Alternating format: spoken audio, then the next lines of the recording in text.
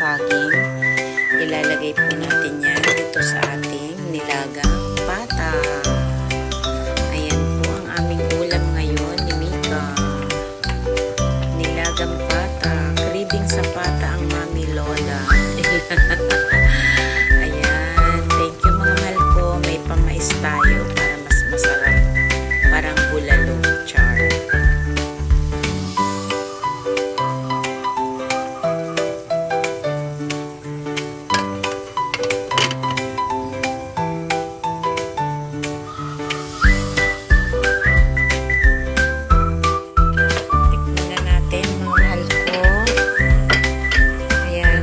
Ilagay ko muna tong ating patatas at saging na saba. Ayan. Dahil may timpla naman na yan, tikman lang natin kung kailangan pa natin magdagdag ng kaunting salt.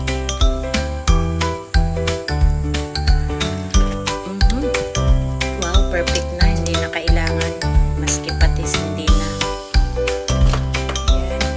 Luto na yan mga mahal ko. Lagyan na natin ang ating pechay bagyo, napakarami.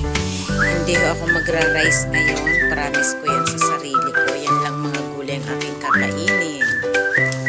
Ayan, hayaan ko muna ma-steam bago ko ulit isara. At luto na po yan. Ayan, luto na mga mahal ko. Kain na tayo. Tulog pa ang baby Mika ko.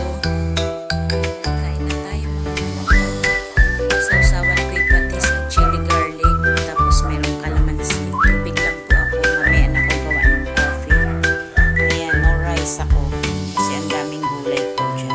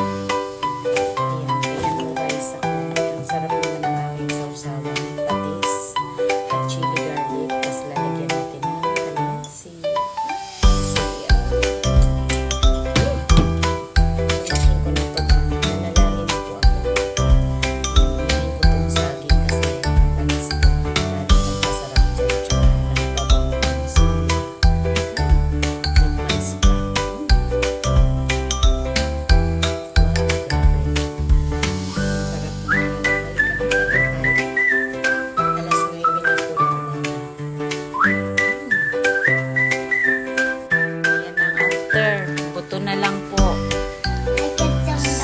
Said. Ayan si Mika, sabaw lang. Ayaw niya ng ulam. Oh, you drink that sabaw? Show them nga if you drink that. No, drink that. That blue one. No, not like that. Just drink properly. Drink. Yeah, so tasty nga. Drink mo nga. Hindi ganyan. Ay nako, mali yan eh.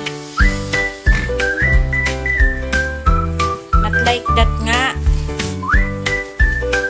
Ang baba mo yung pinapainom mo eh. Oh, muntik pa matapon.